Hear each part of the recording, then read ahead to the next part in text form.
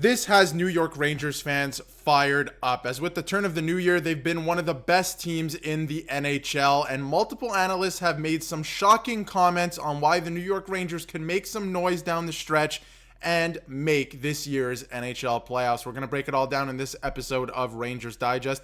But before we do that, a quick reminder to hit that subscribe button. About 74% of you who watch these videos are not subscribed to the channel. So if you want to stay up to date with everything going on with the red hot New York Rangers, it's free. Be sure to hit that subscribe button. Now that's right, the red hot New York Rangers. They're one of the best teams in the entire NHL right now, and there is no signs of them slowing down. It looks like they're really gelling. A lot of guys are having some of their best performances of the entire season as of late, and some of their opponents coming up could lead to them making the playoffs, or at least being in a playoff spot as soon as their next game. Obviously, there's a lot to go down, but new year, new New York Rangers. Are the Rangers officially back? That is the question the NHL Network is asking. And if you take a look at these stats, before the new year, heading into the new year, not great. Below 500. Obviously, after the new year, 7-1-3. Their points percentage has improved dramatically. Obviously, every single stat, not just these cherry-picked ones, is looking a lot better since the turn of the new year. The power play is something that stands out to me too, because the power play was really struggling heading into December and heading into the new year, and their save percentage. I never thought that Igor Shesterkin or Jonathan Quick were ever the problem with this team. In fact, I thought that at times they actually stole them games heading into 2025. But at this point, their save percentage has improved to a 910 from a 901, which, by the way, 901 league average, or hovering around league average this year. So even at their worst, still giving you league average goaltending, but obviously you're not making $11 million if you're Shesterkin to give league average goaltending. So glad that he's improved in that regard, in that right. And if you look at the current Eastern Conference standings and playoff picture, the New York Rangers have worked their way back into it and are now, with a game in hand on the Columbus Blue Jackets in the same division, 1 point out of the playoffs. Not just that, 1 point out of either wildcard spot at this point. And, if they keep going like this, you can be knocking on the door of a divisional playoff spot. The New Jersey Devils have been not playing well. They have not been playing well, so there is a real possibility here to continue to get points here.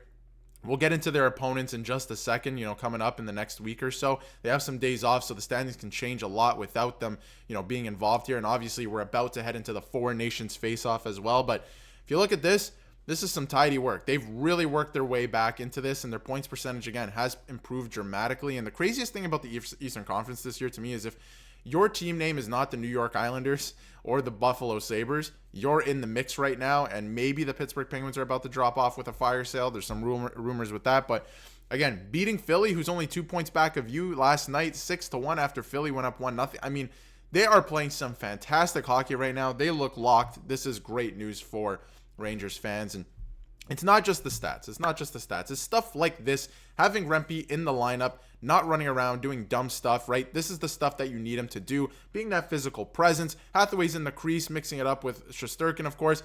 Matt Rempe comes in and says, you know what, we're not doing none of it. We don't want none of this, right? None of this is happening here. You don't want to be here. You don't want none of this, right? So this is the stuff that he needs to be doing. And, when you're winning like this stuff makes the difference, right? The other team's going to get in their heads. They're going to be like, we can't beat these guys, man. Like, we cannot beat this goaltender. These guys are beating us up on the scoreboard. They're literally beating us up because they have a guy who's 6'7" on skates, and on his other wing, there's another guy that's 6'7" on skates. So this is the type of stuff that they should be doing. And, speaking of the fourth line, we'll get to this in a second from Johnny Lazarus. Do the Rangers have the best fourth line in hockey the last 2 weeks, 3 weeks? I think it's got to be very close. I mean, they're putting in some great work. They've won them games in the last 2 weeks or so, quite literally in overtime with Sam Carrick scoring, which still, we have no idea why he was out there in overtime, but nonetheless, he won the game. That was great. But he's been winning puck battles. Obviously, Edstrom's been putting in some great work, scoring goals. Matt Rempe scored a nice goal the other night. They've been dishing to each other. So the fourth line right now has been rolling. And again, this is from Brian Boyle, former Ranger Brian Boyle. And he says, whoever wants to argue against the New York Rangers record with Matt Rempe, you're an idiot. Now, I'm not calling anybody an idiot. This is Brian Boyle's words, and we'll get to, discussion on Matt Rempe in a second. But don't tell me he's not effective. It's still men playing hockey against each other, and there's an intimidation element to that, no question. Now, I do agree with Brian Boyle on a couple things here where there's an intimidation factor in hockey, right? Like having Matt Rempe with his size in the lineup, other teams are scared of this guy. They are, and because of his history as well, and whether that's a good thing or a bad thing, in this current moment, if he continues to play, his game, a clean, hard-checking game, that's a great advantage for the New York Rangers, and they should have him in the lineup way more times than not. And the record without him is insane, or with him, sorry, I should say, is insane. And they should have him in the lineup more times than not. And I think he's actually becoming a more effective player. He's clearly worked on his offensive game. He's clearly worked on his game in the neutral zone. You can see it this season at times. He's just got to clean up the other stuff, which I think he is going to now, because that was certainly a wake-up call with the 8-game suspension. Like, your time in this league could be coming, to an end here shortly, and you're only 22, 23 years old. So not great. But again, I'm not calling anyone an idiot. If you don't like Matt Rempe, that's fine, right? Like, obviously we all see hockey different ways, but I think when it comes to the playoffs, Matt Rempe could have a very serious impact on this lineup. I think he should personally be in the lineup more times than not. And I think a lot of Rangers fans feel the same way. Again, if you don't, that's fine, right? But I think that he is going to be in the lineup more times than not heading down the stretch here. Now, in terms of some other stats from Molly Walker, some impressive stuff. Since January 2nd, which was their first game of the year against the Boston Bruins, I believe the New York Rangers have led the NHL in points with 19, so they've literally been the best team, and goals with 43. And the other interesting thing with that too is I made a video a couple days ago that the Rangers actually have the most unique goal scorers in the NHL. They have the most players to have scored at least one goal in the NHL this year. So they're getting scoring from all areas, which could be a bad thing. You could look at it that way, but when it comes to the playoffs, I think that's a great thing, because way too many teams, rely on 3 players to score. And when it goes dry in the playoffs and those players are being covered, and obviously more things are let go, like we saw with McDavid in the playoffs last year, it could get very interesting, right? You could have a much harder time scoring. And again, do the Rangers have the best fourth line in hockey? It begs the question. And then last night, too, with Vakanainen recording an assist on Filipino's goal, all 6 Rangers defensemen tallied a point last night. So this just goes into that point as well, that, everyone's chipping in this year. You love to see it. Every single defenseman had at least a point last night. Nice to see Adam Fox score a goal last night as well. And in terms of upcoming games and the opportunity that the Rangers have in front of them, the opponents' records coming into their games at MSG in the last week. And I made a video last week saying that this was the biggest week of the season. This week was going to tell us who they are. Are you going to make the playoffs? Are you going to be in the mix? Or are we about to start selling off pieces because you lose every single one of these games and you're out of the mix?